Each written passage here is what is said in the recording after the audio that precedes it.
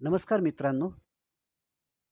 हिंदू नववर्षाच्या या गुढीपाडव्याच्या अत्यंत आनंददायक आणि मंगल दिनानिमित्त आपण सर्वांना अनेक हार्दिक शुभेच्छा. आज या व्हिडिओमध्ये मी गुढीपाडव्याची थोडी वेगळी माहिती देण्याचा प्रयत्न करणार आहे.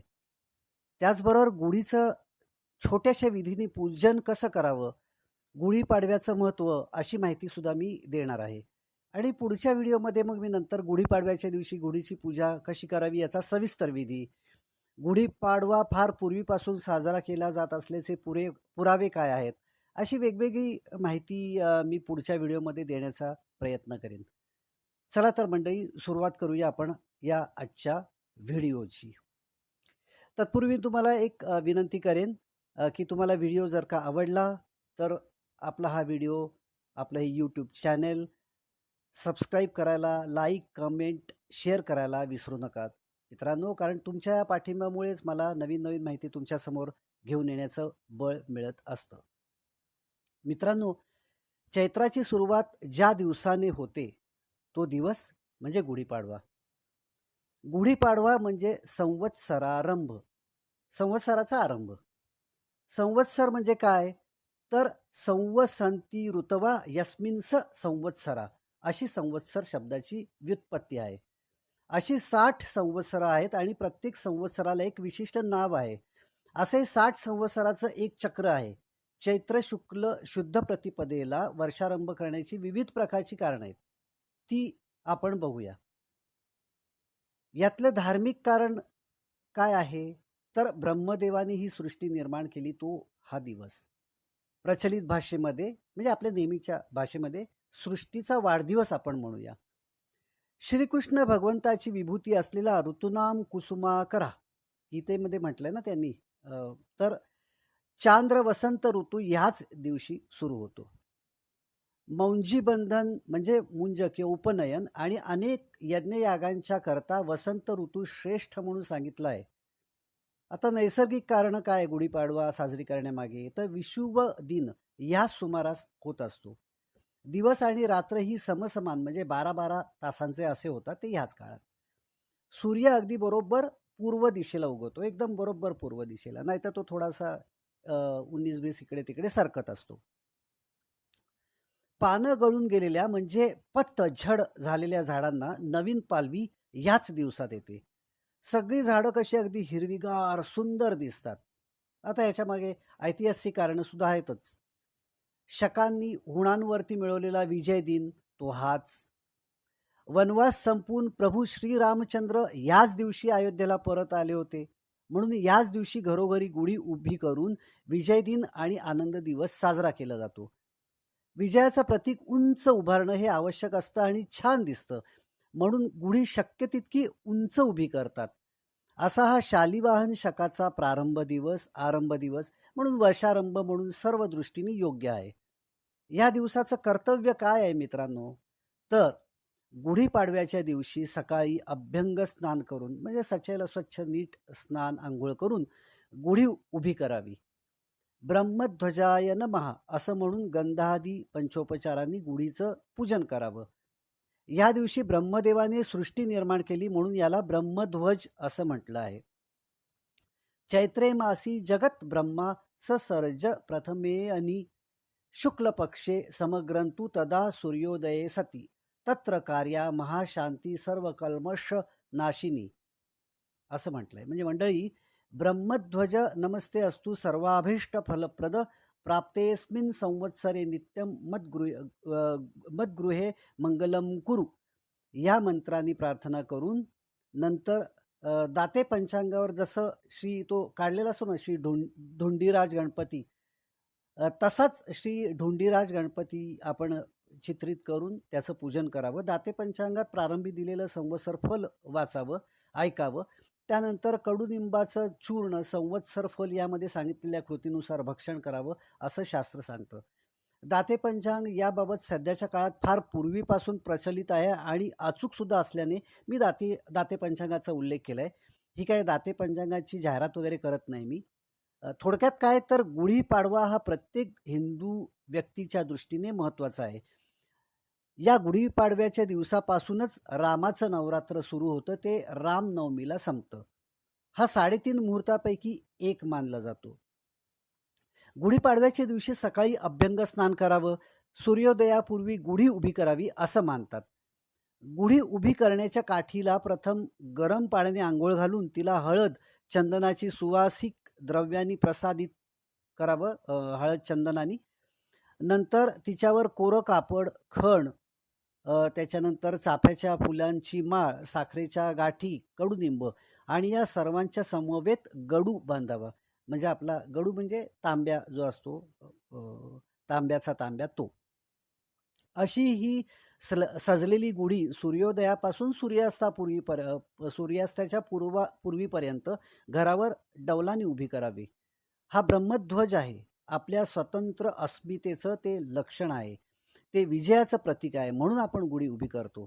700 वर्षापूर्वी आपल्या विश्वज्ञानी ज्ञानोबा माऊलींनी सांगितलेली शुद्ध गुढी कशी होती ते आपण त्यांच्या शब्दात बघूया. ज्ञानेश्वरी 18 श्लोक 33 ओवी क्रमांक 39 आणि 40. अधोर्श्व गुढे काढी प्राणनवांची पेंडी, बांधोनी घाली उडी मध्यमे माझी. संकल्प विकल्पांचे लुगडे सांडुनी मन उघडे, बुद्धी मागिले कडे उगीची बैसे. अधोमुख असणारा सहस्रदल कमळ रूपी कलश आणि ऊर्ध्वमुख षटचक्रांनी युक्त असणारी मेरुदंड रूपी बांबूची काठी म्हणजे गुढी. यातील भेद काढून मुख्य प्राण आणि त्या व्यतिरिक्त 9 उपप्राण रूपी बहरासहित असणारा निंबाचा डगळा म्हणजे फांदी आणि त्याचबरोबर आंब्याचा डगळा यांची पेंडी बांधून सोषुम्ना या ब्रह्मनाडीतील मध्यनाडीतून प्राणांनी उडी घातली. हा अर्थ आहे त्याचा. तसंच त्याच गुढीवर बांधलं जाणारं संकल्प विकल्पात्मक नूतन वस्त्ररूपी लुगडं हे बाजूला करून मन परब्रह्माच्या ठिकाणी मनपणा सोडून एकरूप झालं म्हणजे उघडं झालं आणि त्या मनाच्या मागे बुद्धी सुद्धा परब्रह्म स्वरूपाचा निश्चय करून स्थिर बसून राहिली.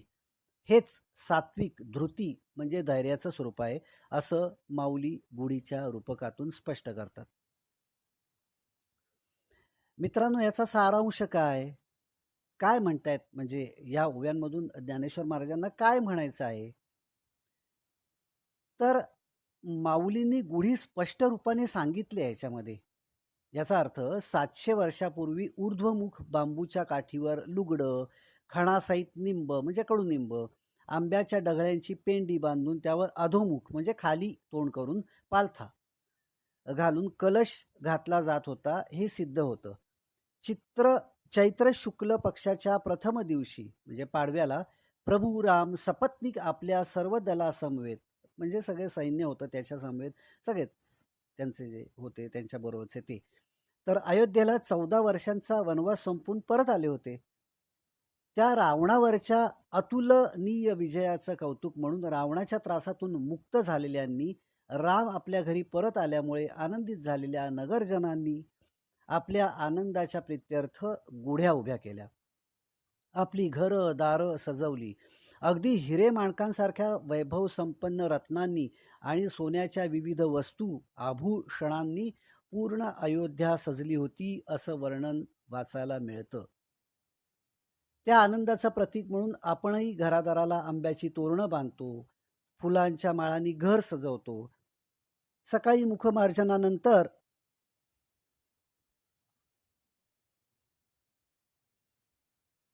कडुनिंबाची कोवळी पानं, हिंग, ओवा, चिंच या समवेत खावीत असा प्रघात आहे. कारण कडुनिंब औषधी तर आहेच, पण आंबट, तुरट, तिखट यासारख्या षड्रसांसमवेत म्हणजेच 6 रसांच्या बरोबर याचं सेवन आयुर्वेदात महत्त्वाचं मानलं गेलंय. वर्षाच्या सुरुवातीला मागच्या सगळ्या कटू गोष्टी, वाईट गोष्टी गिळून टाकून मनातल्या नवीन गोडव्यासह नवीन वर्ष सुरू करा असं ही प्रथा बहुतेक सांगत असावी.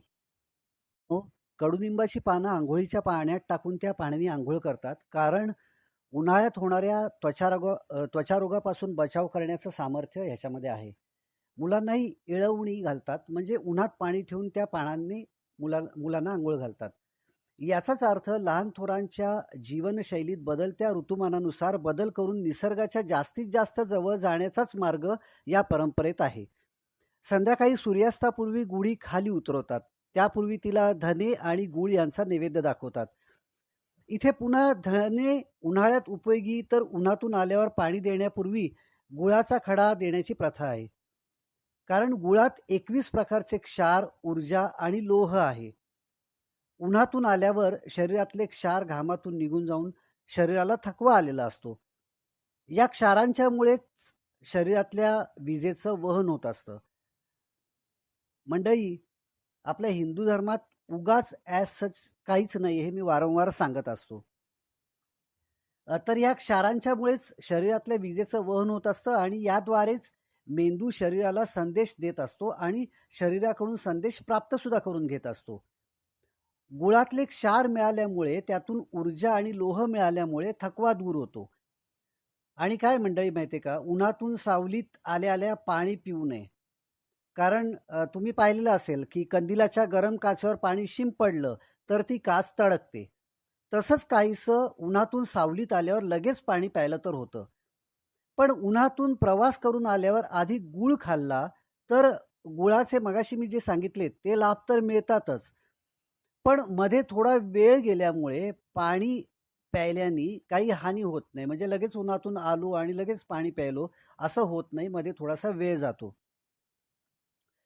तर मंडळी, या गुढीवरची साखरेची जी गाठी असते ना किंवा ज्या गाठी असतात साखरेच्या, त्या मुलीच्या गळ्यात घालतात.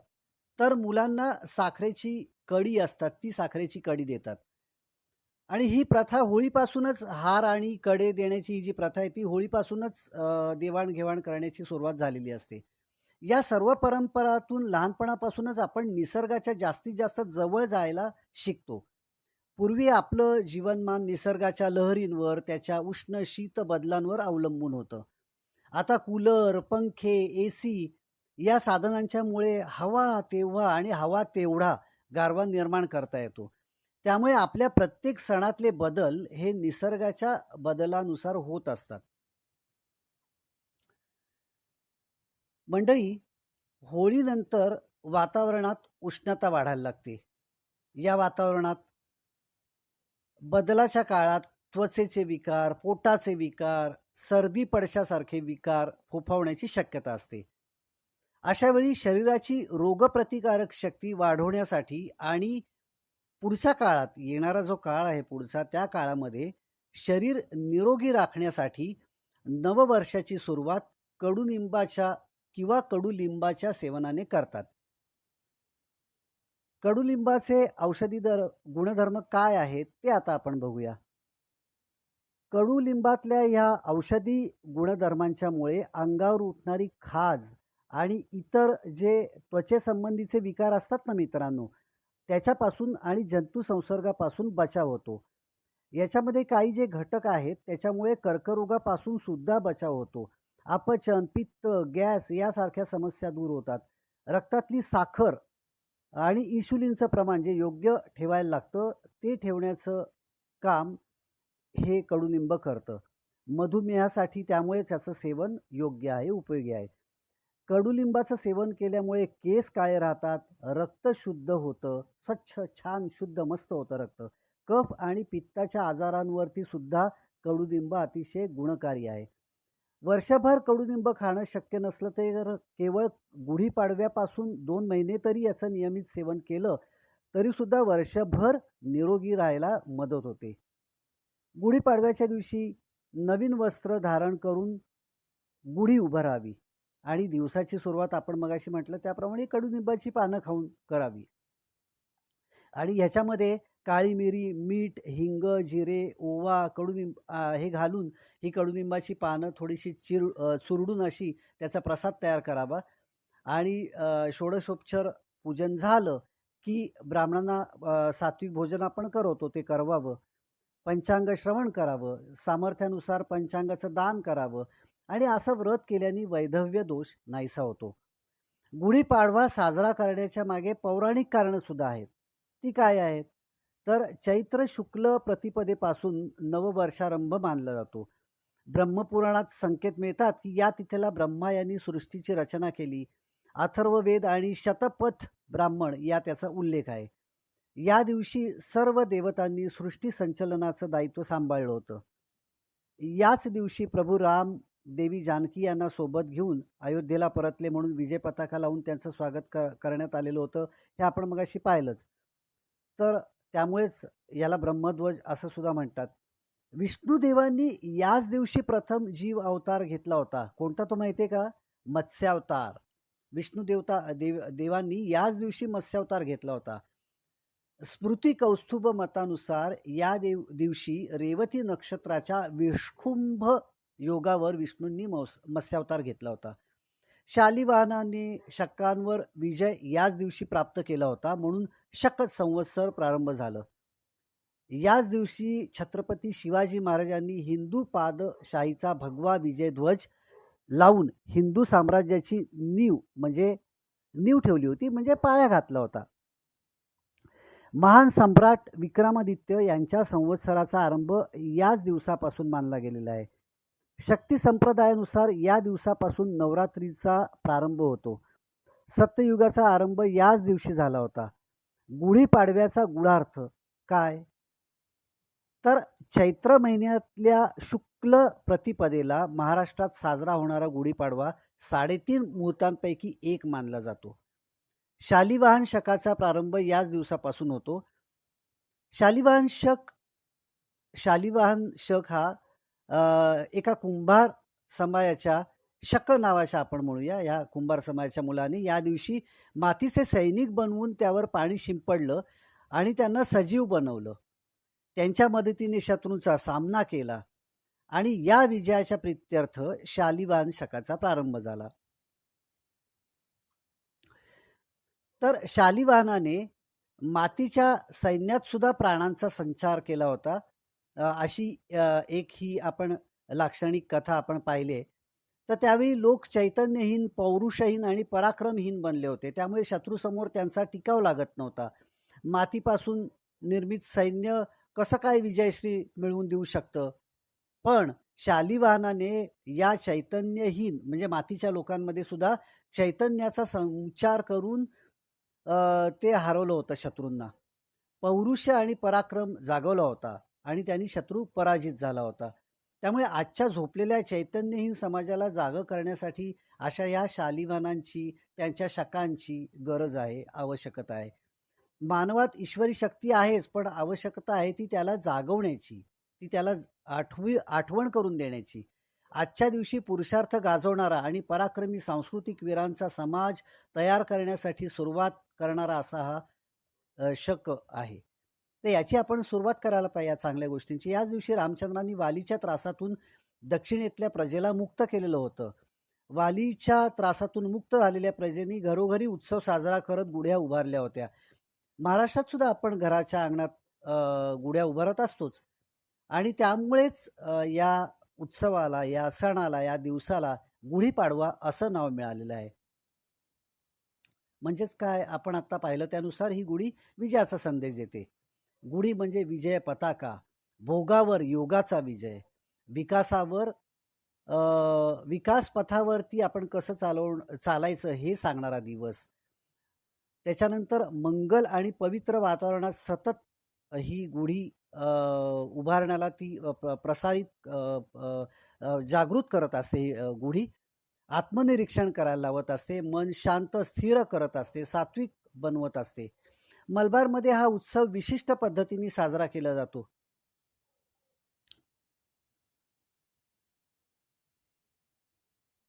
घराच्या देवगृहात म्हणजे देवघरामध्ये घरातल्या सगळ्या संपत्ती म्हणता येतील अशा वस्तू, शोभेच्या वस्तू व्यवस्थित मांडून ठेवतात आणि या दिवशी सकाळी लवकर उठून डोळे उघडल्याबरोबर गृहलक्ष्मी सोबत प्रभूचं दर्शन घेतात. घरातली जी मुख्य व्यक्ती असेल ती मुख्य व्यक्ती संपत्ती आणि ऐश्वर्य याने सुशोभित होऊन देवाची आरती करते. मलबारमधल्या या प्रथेमागे भारतीय संस्कृतीची झलक आपल्याला दिसून येते. रोज सकाळी अगदी लवकर असं शुभ दर्शन करणाऱ्याचा पूर्ण दिवस चांगला जातो, असा आपण नेहमीच मानतो आणि आपला हा अनुभव सुद्धा आहे. मग वर्षारंभाच्या दिवशीच प्रभूचं दर्शन करणाऱ्याचं सगळा दिवस आणि सगळं वर्ष सुद्धा चांगलं जाईल, याच्यामध्ये आश्चर्य ते काय? गुढीपाडव्याच्या या तिथीला वर्षप्रतिपदा असंही म्हणतात. शालिवाहन शकाचं वर्ष या दिवसापासूनच सुरू होतं. दक्षिण भारतात आणि भारताच्या इतर भागातून नूतन वर्षारंभ चैत्र प्रतिपदेस होतो. या दिवशी काही धार्मिक विधी सांगितले आहेत. त्यात ब्रह्मपूजा हा अतिशय महत्त्वाचा असा विधी असतो. त्याचा इतिहास ब्रह्मपुराणात दिला आहे. व्रतराज या ग्रंथात असं सांगितलं आहे की ब्रह्मदेवाने चैत्र शुद्ध प्रतिपदेच्या दिवशी सकाळी समस्त जग निर्माण करून कालगणना सुरू केली. त्या तिथीला सर्व उत्पात, सर्व पापे आणि कलिकृत दुःस्वप्ने यांचा नाश करणारी महाशांती करावी असं म्हटलेलं आहे. ब्रह्मदेवाची पूजा झाल्यानंतर विपळे, पळे, घटिका, प्रहर इत्यादी सर्व कालविभागांची, दक्षकन्यांची आणि विष्णूची पूजा करावी. यविष्ट नावाच्या अग्नीमध्ये हवन करावं, ब्राह्मण भोजन घालावं, आप्तेष्टांना देणग्या द्याव्यात. ज्या वारी वर्षप्रतिपदा येते त्या वाराच्या अधिपतीची पूजा करावी असं एक विधान भविष्य पुराणात सांगितलेलं आहे. त्याशिवाय व्रतपरिचयामध्ये एक पूजेचा विधी सांगितलेला आहे. तो असा की या दिवशी सकाळी प्रातस्नानादी नित्यकर्म उरकून हातात गंधाक्षत पुष्प जलादी घेऊन मम सह कुटुंबस्य सपरिवारस्य स्वजन परिजन सहितस्य वा आयुरारोग्याऐश्वर्यादी सकल शुभ फलोत्तरोत्तराभिवृद्ध्यर्थम ब्रह्मादी संवत्सर पूजनम करिष्ये असं म्हणून चौरस चौरंगावर किंवा वाळूच्या पेढीवर शुभ्र वस्त्र पसरून आणि त्यावर हळदीने किंवा केशरांनी मिश्रित अशा अक्षतांचं अष्टदळ कमळ तयार करून त्यावर सुवर्णमूर्तीची स्थापना करावी आणि ओम ब्रह्मणे नमा या मंत्रांनी ब्रह्मदेवाचं आवाहन करून आसन, पाद्य, अर्घ्य, आचमन, स्नान, वस्त्र, यज्ञोपवीत, गंध, अक्षत, पुष्प, धूप, दीप, नैवेद्य, आचमन, तांबूल, आरती, नमस्कार, पुष्पांजली आणि प्रार्थना या उपचारांनी पूजन करावं. अशा प्रकारे या वरच्या सगळ्या देवतांचं वेगवेगळं किंवा यथाविधी एकत्र असं यथाविधीन पूजन करून घ्यावं. नंतर प्रार्थना करावी. ब्राह्मणांना विविध पक्वान्नांचं भोजन घालावं आणि स्वतः मात्र एक वेळेस जेवावं, कारण आपण व्रतामध्ये आहोत ना, हे व्रत आहे. आपल्याला थोडासा त्रास झाला, थोडा त्रास सोसायला लागला, सहन करायला लागलं, तर व्रताचे या फायदे होणार. तर पूजेच्या वेळी नवीन पंचांगाची पूजा करून त्यावरून त्या वर्षाचा राजा, मंत्री, सेनापती, धनाधिपती, धान्याधिपती, दुर्गाधिपती, संवत्सर निवास आणि फलाधिपती आदींचं फल श्रवण करावं. या दिवशी आणखीन एक लौकिक विधी भविष्य पुराणात सांगितलेला आहे. तो म्हणजे प्रातःकाळी अंगणात सडा संमार्जन करून घरातल्या सगळ्या जणांनी तैलाभ्यंग करून म्हणजे अंगाला तेल लावून, सगळ्या अंगाला तेल लावून उष्णोदकाने म्हणजे गरम पाण्याने स्नान करावं, आंघोळ करावी. कळकाच्या म्हणजे बांबूच्या काठीच्या टोकाला रेशमी वस्त्र बांधून त्यावर चांदीचं, तांब्याचं किंवा पितळेचं भांडं घालून त्यावर कडुलिंबाचे ढाळे आणि फुलांची माळ बांधून दारात तो ध्वज म्हणजेच गुढी उभी करावी. यालाच ब्रह्मध्वज असं म्हणतात. हे आपण मगाशी पाहिलेलंच आहे. तर अशा या ब्रह्मध्वजाची पूजा करावी. अलीकडे या गुढीला साखरेची माळ बांधतात आणि घरावरील उंच अशा जागी ती उभी करतात. आपलं घर ध्वज, पताका, तोरणे अशा छान सुंदर गोष्टींनी सुशोभित करावं. अलीकडे लहान मुलांना साखरेच्या माळा सुद्धा वाटतात. या दिवशी पुरुष, स्त्रिया आणि मुलं यांनी नवीन वस्त्रालंकार, आभूषण, नवीन कपडे, वस्त्र हे घालून आपल्या घराण्याच्या चालीरीतीप्रमाणे कुलदेवतेचं, ग्रामदेवतेचं दर्शन घ्यावं. दुपारी सवाष्ण आणि ब्राह्मणासह कुटुंबीय आणि मित्र परिवाराला मिष्टान्नाचं भोजन घालावं. ज्यांच्या त्यांच्या घरातल्या रूढीप्रमाणे ग्रामजोशीकडून किंवा उपाध्यायाकडून नूतन वर्षाचं पंचांग अर्थात वर्षफल श्रवण करावं. या पंचांग श्रवणाचं फल पुढील प्रमाणे आहे. तिथीच्या श्रवणाने लक्ष्मी लाभते, वाराच्या श्रवणाने आयुष्य वाढतं, नक्षत्र श्रवणाने पापनाश होतो, योग श्रवणाने रोग जातो, कर्ण श्रवणाने चिंतिलेलं कार्य म्हणजे आपल्या जे मनात कार्य आपण व्हावं असं वाटत असतं ते कार्य साध्य होतं. असे हे पंचांग श्रवणाची अशी ही फळं दिलेली आहेत, उत्तम फळं दिलेली आहेत. त्याच्या नित्य श्रवणाने गंगा स्नानाचं फळ मिळतं. या तिथीला युगादी तिथी असं सुद्धा म्हणतात. आजकाल त्याचे काही उगाडी वगैरे असे काही वाटेल ते उच्चार केले जातात इंग्लिशमध्ये ते म्हणजे रोमन लिपीत लिहिलं जाऊन. पण ते युगादी तिथी, युग आदी म्हणजे युगाची सुरुवात होते ना, म्हणून युगादी तिथी असं म्हणतात. तर या दिवशी शक्य असेल तर पाणपोई घालावी, पाणी लोकांना द्यावं, त्यांची तहान भागवावी किंवा उदक कुंभाचं तरी दान करावं. म्हणजे पितर संतुष्ट होतात. देवावर संततधार लावावी. तुम्ही पाहिलेलं असेल ना, ते शंकरावरती संततधार लावलेली असते. शिवाच्या पिंडीवरती लावलेली असते संततधार. वरून पाणी सतत असं थेंब थेंब गळत असतं. तशी संततधार लावावी. पाण्याने भरलेल्या घड्याचं दान करावं. त्याचा मंत्र असा आहे की एष धर्म घटो दत्तो ब्रह्मा विष्णू शिवात्मकः अस्य प्रदानात्स फला मम संतु मनोरथा. तर मंडळी, हा दिवस इष्टमित्र आणि कुटुंबातल्या मंडळींच्या सहित आनंदात घालवल्याने वर्षभर सुख लाभतं असं त्याचं फळ आहे. या दिवशी आपापल्या कुलाचाराप्रमाणे वासंतिक देवीचं किंवा श्री रामचंद्राचं नवरात्र सुरू करतात. गुढीपाडवा हा 3.5 शुभमुहूर्तांपैकी एक मानला गेलेला आहे. तर पंचांगस्थ संवत्सरफल म्हणजे काय, अमृता किंवा पियुष पासून उत्पन्न झालेल्या निंबाच्या पारिभाद्रस्य कडुनिंबाच्या कोवळ्या पानांचं चूर्ण करून पुढे सांगितलेल्या कृतीने त्यांचं भक्षण करावं, ते खावेत. म्हणजे व्याधींचा नाश होऊन सुख, विद्या, आयुष्य आणि लक्ष्मी म्हणजे संपत्ती हे सारं काही प्राप्त होतं. मरीची हिंगू लवणम अजमोदादी शर्करे तिंतिणी मेलनम कृत्वा भक्षिये द्रोगशांतये. आता आपण अर्थ बघूया. मरीची म्हणजे मिरे, हिंगू म्हणजे हिंग, लवण म्हणजे मीठ, अजमोदा म्हणजे ओवा, शर्करा म्हणजे साखर. ह्याच्यात कडुलिंब चुरडलेला म्हणजे कडुलिंबाची पानं, पुष्पासहित त्याची बारकी बारकी फुलं पण असतात, ती फुलं, कडुलिंबाची पानं असं सगळं चूर्ण करून ते वर सांगितलेले पदार्थ आणि तिंतिणी म्हणजे चिंच, चिंचेमध्ये वरचे सांगितलेले पदार्थ आणि चिंचेत ते सगळं कडुलिंबाची पानं ती मिक्स करून कालवून खावं.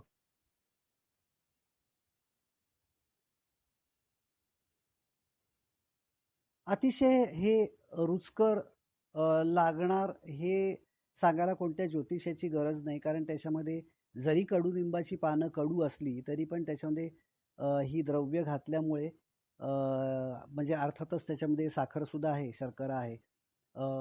तर त्याच्यामुळे फार छान सुंदर त्याला एक वेगळीच अशी चव येत असणार हे नक्कीच आहे. तर ते खाल्ल्यानंतरच आपल्याला त्याची चव कळेल. कडुनिंब म्हणजेच पारिभद्र हा आरोग्यदायी असल्यामुळे संवत्सराच्या आरंभाच्या दिवशी त्याचं चूर्ण भक्षण करायला शास्त्रांनी सांगितलेलं आहे. म्हणूनच सगळेच पंचांगकर्ते ह्या दिवसाच्या शास्त्रार्थामध्ये कडुलिंबाचं चूर्ण भक्षण करावं असा आवर्जून उल्लेख करतातच. ह्यात मुळातच म्हणजे ह्यात आपल्या हिंदू संस्कृतीची, हिंदू धर्माची किती दूरदृष्टी आहे, ऋषींचा केवढा मोठा विचार आहे, ह्याची आपल्याला ह्याच्यात नक्कीच कल्पना येते. मित्रांनो, इथे मला एक प्रत्यक्ष घडलेली घटना आवर्जून सांगावीशी वाटते, नमूद करावीशी वाटते. ती म्हणजे कर्नाटकामध्ये श्रीधर नावाचा एक ब्राह्मण पोटशुळानी म्हणजे पोटदुखीनी व्याधीग्रस्त होऊन गाणगापुराला सेवेसाठी राहिलेला होता. एके दिवशी काय आलं की यतिरूप धारण करून म्हणजे संन्यासाचा एक विशिष्ट असा वेश असलेलं असं ते रूप धारण करून नरसिंह सरस्वती महाराजांनी ब्राह्मणाला दर्शन दिलं. ह्याच ब्राह्मणाला दर्शन दिलं आणि आज्ञा केली की श्रीपुरीच्या पानांचा रस काढून तू घेत जा. संपूर्ण गाणगापूर त्यांनी पालथं घातलं, पण त्याला कोणीच श्रीपुरीचं झाड दाखवू शकलं नाही. शोध घेता घेता शेवटी तो अक्कलकोटला श्री स्वामी समर्थांच्या पर्यंत पोचला. स्वामींनी त्याला सांगितलं, की "अरे श्रीधरा, कडुलिंबाच्या झाडाला श्रीपुरी म्हणतात. त्याच्या पानांचा रस काढून त्यात सुंठ आणि सैंधव मिसळून ते मिश्रण 3 दिवस घे. म्हणजे तुझी पोटशूळाची व्याधी नाश पावेल." कडुलिंबाची उत्पत्ती अमृतापासून असल्याने त्यात आयुर्वेद आणि आरोग्यदृष्ट्या कितीतरी महत्त्वाचे गुण आहेत. कडुलिंबाचं महत्त्व पूर्वीच्या काळी ऋषीमुनींना, ज्यांना आपण पूर्वसुरींना असं त्या आपल्या पारंपरिक भाषेत म्हणतो, त्या ऋषीमुनींना चांगलंच माहिती होतं. पण अतिपरिचयात अवज्ञा या उक्तीप्रमाणे म्हणजे नेहमीच आपल्या जवळचं माहितीचं आपल्याला ते झाल्यामुळे आपल्या जवळचं सारखंच असं ते झाल्यामुळे आपल्या देशामध्ये ही कडुलिंबाची ही झाडं अतिप्रचंड प्रमाणात आहेत, खूप मोठ्या प्रमाणात आहेत. त्यामुळे आपल्याला त्याचं काही महत्त्वच वाटत नाही, काहीच वाटत नाही आपल्याला, त्याचं काही किंमतच नाही आपल्याला त्याची. तर असा हा उत्तम आरोग्य प्राप्त करून देणारा कडुलिंब आहे. हे जर्मन शास्त्रज्ञ डॉक्टर एच. रेबोल्ड यांच्या सुद्धा लक्षात आलं आणि त्यांनी नंतर त्याच्यावरती संशोधन सुरू करून त्यांनी नाशकं सुद्धा त्याच्यापासून तयार केलेत. तुम्हालाही माहिती असतीलच, आपल्या शेतकरी बंधूंना तर नक्कीच माहिती असतील. पूर्वीच्या काळी कडुलिंबाच्या कोवळ्या काडीने दात घासण्याची पद्धत होती आणि त्यामुळे सुद्धा त्याचा थोडासा रस चुकून असा म्हणजे गिळला जातोच ना तो, त्यामुळे तो पोटात जायचाच. त्यामुळे पूर्वीच्या लोकांचं हे आरोग्य चांगलं राहायचं. यक्कश्चित म्हणजे अगदी फालतू साधं वाटणाऱ्या या पदार्थापासून आरोग्य लाभ कसा करून घ्यावा हे आपल्या पूर्वजांनी दाखवून दिलेलं होतं. त्यामुळे त्यांची दूरदृष्टी तरी म्हणजे बघा ना किती मोलाची अशी दूरदृष्टी त्यांची आहे. कडुलिंबाचं झाड जुनं झालं की त्यातून एक प्रकारचा रस गळतो. हा रस सुद्धा अमृतासारखा आहे असं म्हटलं गेलंय. तर या रसाचं सेवन केलं असता अनेक जुनाट रोग बरे होतात. असा अनुभव आहे, म्हणजे जुने लोक पण सांगतात असं नेहमी. तर अशा या अल्पमोली आणि बहुगुणी कडुलिंबाच्या पानांचं सेवन संवत्सराच्या आरंभीच करायला आपल्या ऋषींनी सांगितलेलं होतं. त्यांची यातून दूरदृष्टी दिसून येते, आपण पाहिलंय. चैत्र पाडव्याच्या दिवशी वडाच्या झाडाची 3 इंच लांबीची मुळी आणि रंगारी हिरडा कुटुंब प्रमुखाने आपल्या उजव्या हातात घेऊन सामुदायिकपणे एक माळ श्री स्वामी समर्थ जप करावा. नंतर या सगळ्या ज्या वस्तू आहेत ना त्या पाटावर ठेवून त्यांची वरीलप्रमाणे पंचोपचारे पूजा करावी आणि ओम वम वनस्पतये नमः असा मंत्र त्यावेळेला ती पूजा करत असताना म्हणावा. खडीसाखरेचा नैवेद्य दाखवावा आणि त्या सगळ्या लाल वस्तू एका लाल पिशवीत, ज्याला पोटली असं म्हणतात, तर या लाल पिशवीत भरून आपल्या प्रवेशद्वाराच्या चौकटीच्या आतून खेळायला ती टांगावी. पोटली ही पिशवी. ह्या तोडग्यामुळे घरातल्या सगळ्या व्यक्तींचे आजार बाधा संकट या सगळ्यांपासून संरक्षण होतं. दुसरा तोडगा आपण याच्याबद्दल आपण म्हणजे गुढीपाडव्याच्या दिवशीच करता येईल असा आपण दुसरा तोडगा बघूया. तर तो काय, हा धान्य वाढवणारा समृद्धीकारक असा तोडगा आहे बरं का मंडळी. तर हा या दिवशी आपण गुढीपाडव्याच्या दिवशी तर करू शकतोच तोडगा, पण एखाद्या दुसऱ्या सुद्धा शुभयोग असलेल्या बुधवारी आपण हा तोडगा करू शकतो. आणि हा तोडगा मागच्या वर्षीची जी जुनी पोटली आहे ना, ती जुनी पोटली पाण्यामध्ये आपण विसर्जित करून नवीन पोटली तयार करून दरवर्षी हा नवीन तोडगा करायचा आहे बरं का. तो परत हा तोडगा दरवर्षी शक्य झाला तर आपल्याला काय करायचं आहे, तर काय करायचं की एक तांब्याचा गोल तुकडा, तांब्याच्या छोट्या पादुकांचा जोड, नवीन गहू ते 1 मूठ घ्यायचेत, नवीन गहू, एक अखंड हळदीचा तुकडा, एक मोठा हिरडा, एक मिठाचा खडा, 1 मूठ नागकेशर वगैरे असं सगळं साहित्य हळदीने पिवळ्या केलेल्या कपड्यात घालून पिवळ्या दोऱ्यांनी शिवून पोटली तयार करायची. नंतर त्या पोटलीची ओम श्रीम श्रीयै नमा या नाममंत्राने पंचोपचारे पूजा करायची. तिला खडीसाखरेचा नैवेद्य दाखवायचा आणि नंतर ही पोटली उजव्या हातात घेऊन श्री स्वामी समर्थ असा जप करत एक माळ जप केला तरी चालेल. तर असा जप करायचा. एक माळ श्री लक्ष्मी गायत्री या मंत्राचा जप करायचा. एक माळ श्री विष्णू गायत्रीच्या मंत्राचा जप करायचा. कुबेर मंत्राचा एक माळ जप करायचा आणि या पोटलीला गुग्गुळाचा धूप दाखवायचा. त्याची धुरी द्यायची, म्हणजे गुग्गुळाच्या धुपाची धुरी द्यायची आणि घराच्या ईशान्य कोपऱ्यात पिवळ्या दोऱ्यानीच ही पोटली टांगायची, बांधायची ही पोटली. तर असा हा एक सुंदर तोडगा आपण नक्की करू शकतो. मित्रांनो, शेतकरी बांधवांच्यासाठी सुद्धा तोडगा आहे बरं का. तर शेतकरी बांधवांनी काय करावं, आपल्या शेतात मधोमध एक खड्डा करावा. त्या खड्ड्यात एक वेळेला भूसुक्त नावाचं एक सुक्त येतं. तर ते आपण स्वतः म्हणून किंवा ब्राह्मणांकडून ते भूसुक्त म्हणून घेऊन अभिषेक करावा आणि एक माणूस पोटभर जेवेल इतका नैवेद्य तिथे ठेवावा, दाखवावा हा नैवेद्य. आणि हे भूमिरूपिणी सीतामाते आपल्याच कृपेने प्राप्त झालेल्या या अन्नाचा नैवेद्य आपणास अर्पण करतो आहे. आपल्या या असीम कृपेबद्दल मी आपले धन्यवाद मानतो. तुम्हाला धन्यवाद देतो. तुमचे आभार मानतो. हे माते तुझे आभार मानतो. तुझ्याबद्दल मी कृतज्ञता व्यक्त करतो. अशी प्रार्थना विनंती करून तो नैवेद्य त्या खड्ड्यात पुरून टाकावा आणि ओम ब्रह्मध्वजाय नमः असंही मनातल्या मनात म्हणत आज आपण याचा आनंद घेऊया. तर मंडळी, असा हा गुढीपाडव्याचा सण आपण सगळ्यांनी साजरा करायचा आहे. तुम्हाला सर्वांना गुढीपाडव्याच्या हार्दिक शुभेच्छा देऊन आजच्या या व्हिडिओ पुरेसे इथे थांबतोय. पुढच्या अजून 1 किंवा 2 व्हिडिओमध्ये मी गुढीपाडव्याच्या बद्दल अजून बरीचशी वेगळी माहिती देण्याचा प्रयत्न करणार आहे. गुढीपाडव्याची पूजा कशी करायची याचा थोडा सविस्तर विधी देता आला तर तोही मी प्रयत्न करणार आहे. वेळ मिळालेला नव्हता, त्यामुळे मला व्हिडिओ वेळेत बनवता आला नव्हता. पण आज गुढीपाडव्याच्या आदल्या दिवशी मी हा थोडासा घाईमध्येच आपण म्हणूया व्हिडिओ बनवून तुमच्या समोर सादर करण्याचा प्रयत्न करतोय. तर तो कसा झालाय नक्की सांगा आणि गुढीपाडव्याचा खूप आनंद घ्या. धन्यवाद मित्रांनो.